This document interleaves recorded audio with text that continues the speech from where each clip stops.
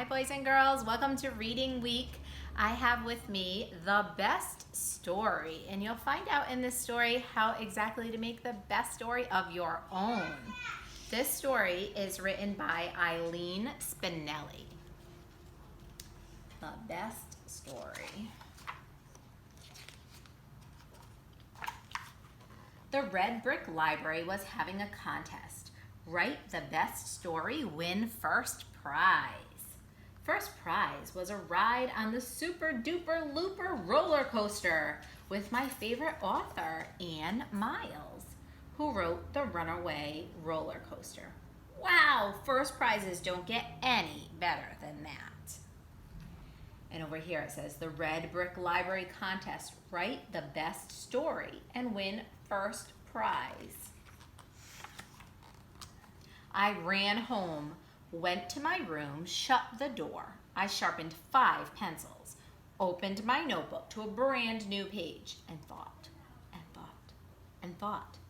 And all I could think of was this writing stuff was hard and lonely. Maybe I needed help. I told my brother Tim about the contest. The best stories, said my brother Tim, have lots of action. So I wrote a lot of action into my story. I wrote about a bus hurtling down the highway with no one at the wheel. I added a tornado and a pirate and a great white shark. But the story didn't seem quite right.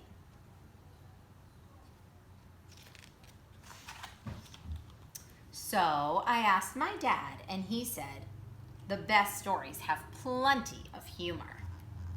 So I changed the great white shark to a monkey, and I put the monkey at the wheel of the bus, and I turned the tornado into turnips, and I dressed the pirate in polka-dotted pajamas.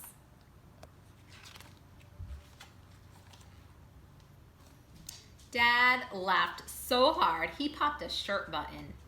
Even so, this story didn't feel quite right either. Along came Aunt Jane. What are you doing? She asked. I'm writing a story, the best story, for a contest at the library. I can win a roller coaster ride with my favorite author. Well then, said Aunt Jane, here's all you need to know. The best stories are the ones that make people cry.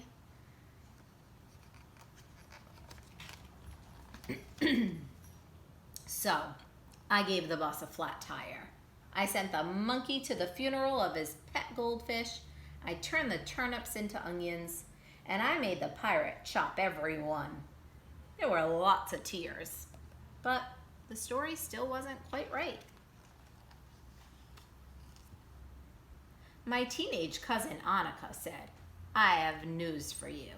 If it's not romantic, it's a loser.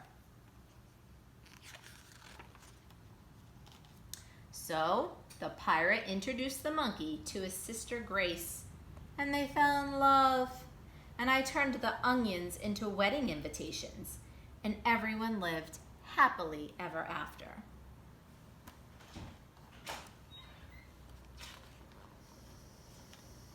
Finally, my story was ready, so I read it to my family.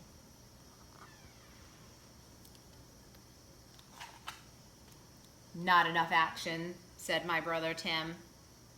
Maybe the monkey can fall into the wedding cake, said Dad.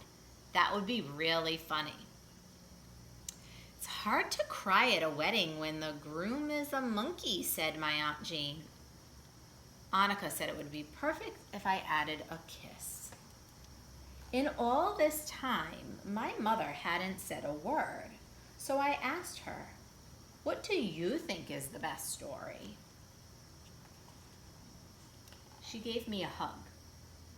I think the best story is one that comes from your heart, your own heart.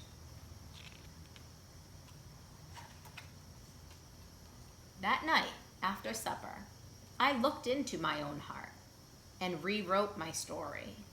No more monkey, no more pirate, no more wedding invitations, and no more happily ever after. My new best story is about my family and my two best friends, Tara and Josh. It's about my cat Ollie, who sleeps on his back, and snow days, and toast with strawberry jam. It's about fireworks and rainbows and bike rides. My biggest problem was keeping the story short. Once I started pulling things out of my heart, it was hard to stop. When the story was finished, I turned it in to the judges.